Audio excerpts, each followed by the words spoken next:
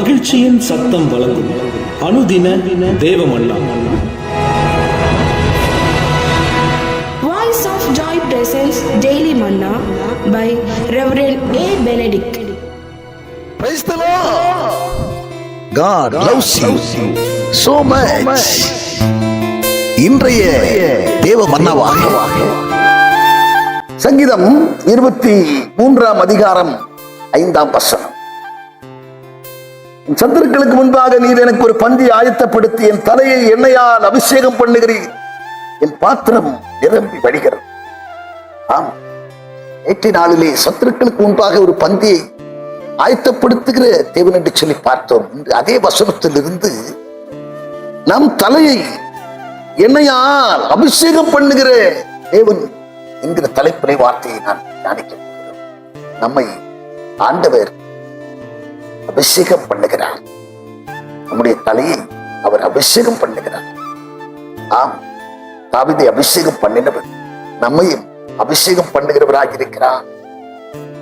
அவர் நம்மை அபிஷேகிக்கும் போது நமக்குள்ளே அங்கே என்ன நிகழ்வு ஏற்படுகிறது என்று சொல்லி பார்க்கும்போது, பிரியமானவர்களே, சங்கீதம் 20 அதிகாரம் அதனுடைய 6 வசனம், கர்த்தர் தாம் அபிஷேகம் பண்ணினவரை ரட்சிக்கிறார் என்பதை இப்பொழுது அறிந்திருக்கிறேன்.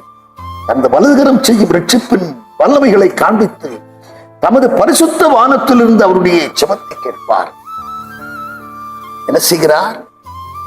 அவர் அபிஷேகம் பண்ணின தேவ பிள்ளைகளை ரட்சிக்கிறவராகவும் தம்முடைய வல்லமையை விளங்க பண்ணுகிறவராகவும் அவருடைய ஜெபத்தை கேட்கிறவராகவும் இருக்கிறார் என்று சொல்லி பார்க்கிறது. 92 சங்கீதத்திலே 10 வசனத்திலே அவர் நம்மை புது எண்ணெயால் அபிஷேகம் பண்ணுகிறார் என்று சொல்லுவார். என்னை கேட்கிற அருமையான தேவ ஜனமே, நம்மை அவர் அபிஷேகம் பண்ணுவது எதற்காக? நம்மை ரட்சிப்பதற்கு மட்டும்தானா? அவருடைய வல்லமையை விளங்க பண்ணுவதற்கு மட்டும்தானா? நாம் கூப்பிடும் சத்தத்துக்கு செவி கொடுக்க மட்டும்தானா? அப்படி என்று சொன்னால் அவைகளுக்காக மட்டுமல்ல பிரியமானவர்களே. அப்படி என்று சொன்னால் வேறு எதற்காக நம்மை அபிஷேகம் பண்ணினார் என்று சொல்லி நீங்கள் கேட்பீர்கள் என்று சொன்னால், ஏசாயா 61 அதிகாரம் 1 வசனத்திலே சொல்லப்பட்டிருக்கிறது, கர்த்தராகிய தேவனுடைய ஆவியானவர் என் மேல் இருக்கிறார், சிறுமைப்பட்டவர்களுக்கு சுவிசேஷத்தை அறிவிக்க கர்த்தர் என்னை அபிஷேகம் பண்ணினார், இருதயம் நொறுங்குண்டவர்களுக்கு காயம் கட்டுதலையும் சிறைப்பட்டவர்களுக்கு விடுதலையும் கட்டுண்டவர்களுக்கு கட்டவிழ்த்தலையும் கூறவும். அவர் அபிஷேகம் பண்ணதற்கு நோக்கம் என்னவென்று சொன்னால், உன்னை ரட்சிப்பதற்கு மாத்திரமல்ல, அவருடைய வல்லமையை உண்மையில் விளங்க பண்ணுவதற்கு மாத்திரமல்ல, உன்னுடைய கூப்பிடுதலுக்கு செவி கொடுக்கிறதுக்காக மாத்திரமல்ல, உன்னை அபிஷேகம் பண்ணினதன்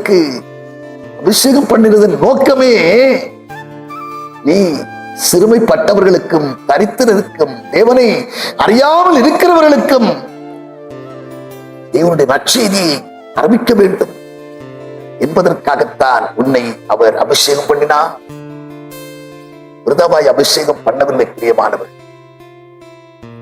தாவீதை அபிஷேகம் பண்ணினவர், சவுலை அபிஷேகம் பண்ணினவர், உன்னையும் அபிஷேகம் பண்ணியிருக்கிறார்.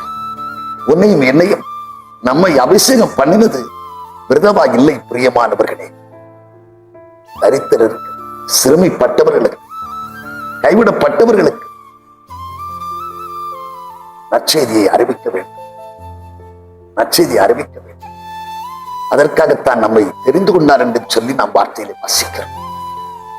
1 பேதுருவின் புத்தகத்திலே 2 அதிகாரம் 9 வசனம் சொல்லுகிறது, அந்த காலத்தின் இருளிலிருந்து ஆச்சரியமான ஒளியினிடத்துக்கு வரவழைத்தவருடைய புண்ணியங்களை அறிவிக்கும்படியாகத்தான் நீயும் நானும் அறிவிக்கும்படியாகத்தான் அவர் உன்னை தெரிந்து கொள்ளப்பட்ட சந்ததியாக, ராஜரீகமான ஆசாரிய கூட்டமாக, அவருடைய சொந்த ஜனமாக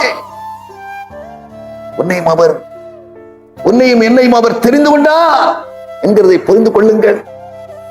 ஏதோ நாம் ஆலயத்துக்கு சென்றோம், வழிபட்டோம், வார்த்தைகளை கேட்டோம், ஆராதித்தோம், போனோம் என்று இல்லாதபடிக்கு உன்னை அபிஷேகம் பண்ணினது நோக்கமே நீ பிறருக்கு, அதிலும் குறிப்பாக தரித்திரருக்கு, சிறுமைப்பட்டவர்களுக்கு நற்செய்தி அறிவிக்க வேண்டும், சுவிசேஷம் அறிவிக்க வேண்டும்.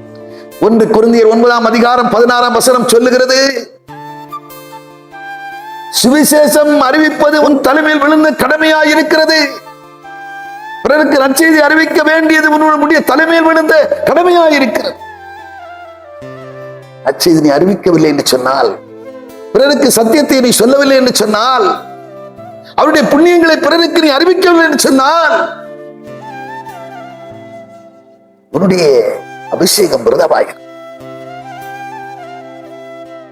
எனக்கு கேட்கிற அருமையான தேவச்சனமே, இதை தெரிந்து கொண்டதன் உயரிய நோக்கமே அதுதான். அதற்காகத்தான் உன்னை தெரிந்து கொண்டான், அதற்காகத்தான் உன்னை அபிஷேகம் பண்ணினான்.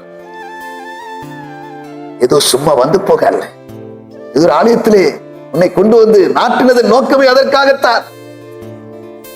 முதிர் வயது வரைக்கும் நீ கனிகளை தந்து புஷ்டியா இருக்க வேண்டும் என்று சொன்னால், உன்னுடைய அபிஷேகம் உனக்குள்ளே இருக்கும் வரைக்கும் நீ கனி கொடுக்கிற மரமாய் இருப்பாய். கனிகள் உன்னிடத்திலிருந்து வெளிப்படும், கூடவே வரங்களும் வெளிப்படும். கூடவே நீ பிறருக்கு நற்செய்தி அறிவிக்கும் போது, அவனுடைய காரியங்களை குறித்து புண்ணியங்களை குறித்து பிறருக்கு அறிவிக்கும் போது இது நடக்கும். உன்னை தெரிந்து கொண்டதன் நோக்கம் நிறைவேறும். ஆமனை கேட்கிற அருமையான தேவச்சனமே, அபிஷேகம் நீ பெற்றிருப்பது அதற்காகத்தான். பிறருக்கு சத்தியத்தை அறிவிக்க வேண்டும் என்பதற்காகத்தான் உன்னை ஆண்டவர் அபிஷேகித்திருக்கிறார் என்கிறதை நீ மறந்து விடாதே. நாம் ஜெபம் பண்ணுவோம். பரலோக பிதாவே, நாங்கள் உம்மை துதிக்கிறோம், ஸ்தோத்தரிக்கிறோம். ஆண்டவரே, எங்களை நீர் அபிஷேகம் பண்ணதற்கு உரிய நோக்கத்தை எங்களுக்கு நீர் அறிவித்தீரப்பா. அதை உணர்ந்தும் நாங்கள் உணராதவர்களா இல்லாத படிக்கு ஆண்டவரே, சத்தியத்தை சொல்ல வேண்டியவர்களுக்கு, சத்தியத்தை அறிவிக்க வேண்டியவர்களுக்கு நாங்கள் அறிவிக்கவும் ஆண்டவர், இது எங்கள் மேல் விழுந்த கடமையாயிருக்கிறது என்கிறதை நாங்கள் நன்கு உணர்ந்து அதிலே சிந்தையாயிருக்க எங்களுக்கு உதவி செய்யுங்கப்பா. கருத்தில் எங்களை அர்ப்பணித்து செபிக்கிறோம், பொறுப்படுத்திக் கொண்டு வழி நடத்துவீர். இயேசு கிறிஸ்து மூலம் செபிக்கிறோம் நல்ல பிதாவே. ஆமென். ஆமென்.